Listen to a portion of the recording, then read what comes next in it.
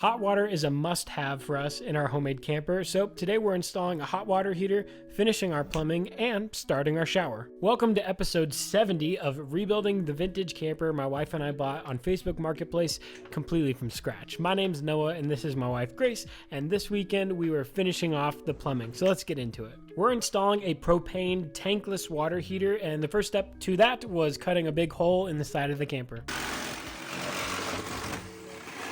This, of course, was nerve-wracking, but the water heater has to be vented to the outside, so it had to happen. The water heater will sit under the cabinets in our kitchen area, but before we could install it, we had to surround every area that the water heater might touch with a non-flammable material, so we chose aluminum. We covered the faceplate of the water heater with butyl tape and then secured it to the camper with some screws, and while Grace was cleaning up the excess butyl tape that squished out, I drilled a hole in the side of the camper for our water inlet. This is our city water inlet, so anytime we're at a campground that has water that we can hook up to, that's what this is for, so that we don't have to solely rely on the water from our water tank. We used butyl tape and screws to secure that to the camper and then started running the PEX piping on the inside of the camper. If you guys are interested in a more specific breakdown of our water system, let me know in the comments because I can make that video. But hooking up the water heater was relatively easy. There's a cold water inlet where the water enters the hot water heater, and then there's a hot water outlet where the water exits after it's been warmed up. And like I said at the beginning of this video, this water heater runs on propane, so we do have to run a propane line through the floor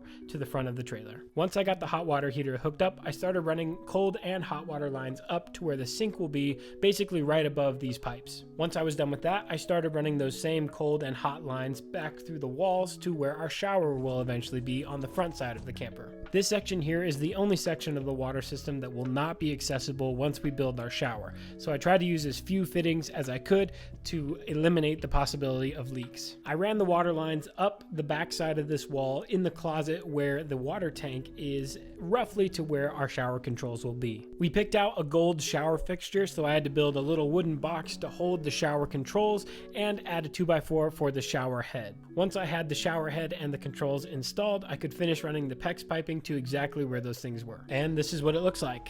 Obviously, still very bare bones, but it gives you a good idea of what our shower is going to look like in terms of space. And just like that, now we have a shower with a shower head up here and a sprayer right here that conveniently will reach out the door if we ever need to spray something off. And all the plumbing is run back behind this wall here. We still have a lot of work to finish this shower, so make sure you follow along to see us finish this thing.